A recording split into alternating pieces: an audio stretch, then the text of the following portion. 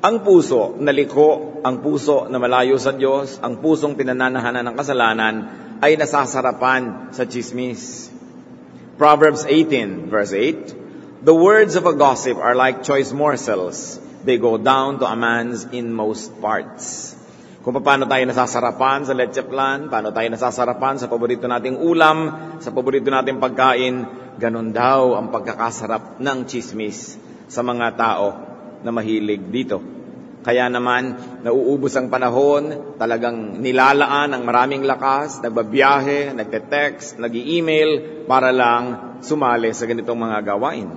At ito ay tinagalog, Kawikaan 18:8, ang chismis ay masarap pakinggan, gustong-gusto ng lahat na pag-uusapan.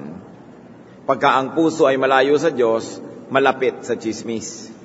Kaya atin agad itong isipin, kung mahilig ako dito, ibig sabihin may problema ang aking espiritu.